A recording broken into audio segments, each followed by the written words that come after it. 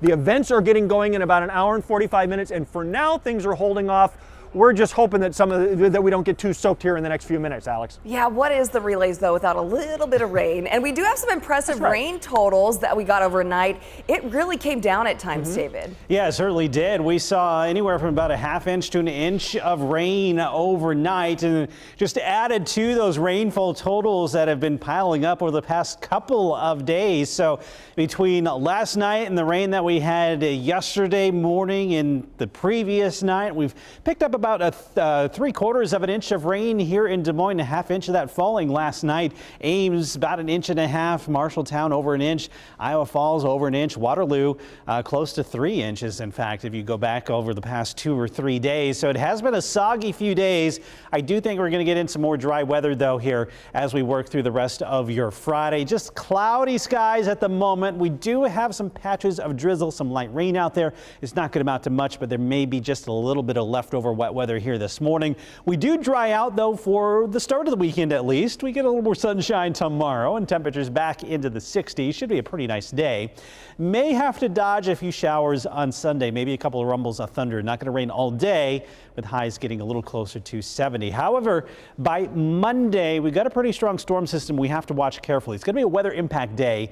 The potential is there for severe weather by the afternoon and evening hours. And you can see that encompasses pretty much the entire state. Looks like those storms developing late in the afternoon, and once they develop, they'll carry the risk for large hail, damaging winds, and even the potential for a tornado or two. Now, we don't yet know if those storms are going to fire up here in far eastern Nebraska and roll across the entire state, or if they develop along I-35 and then move east. So the exact location of that higher risk is a little tough to pin down right now. Something you got to watch here over the weekend as that forecast gets fine-tuned and maybe shifts around just a little bit. Thankfully today, don't have to worry about those storms.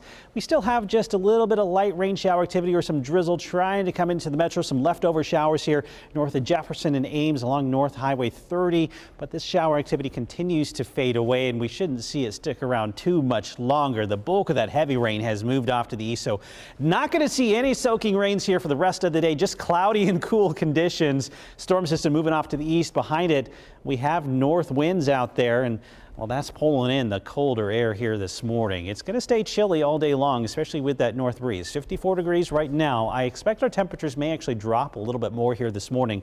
It's 46 in Algona, 49 in Fort Dodge, and with that north wind that's starting to pick up 5 to 10 miles an hour now, but closer to 20 miles an hour later this morning. It'll help to pull that cold air our direction, so it's going to make it tough to warm up. Lots of clouds throughout the morning, maybe some sunshine later today across parts of southern Iowa. The clouds do try to thin out this afternoon, but it's going to be tough to see much in the way of sunshine. I expect highs in the upper 50s here in the metro, maybe some 60s across parts of southern Iowa. Tomorrow looking better with more sunshine, some spotty showers on Sunday. Monday, that's our weather impact day. Warm and humid. You'll feel the humidity there on Monday with a high of 82 degrees. Watching for those afternoon and evening storms. Could be some severe weather. And then the rest of next week looking pretty good. Highs in the 60s and 70s.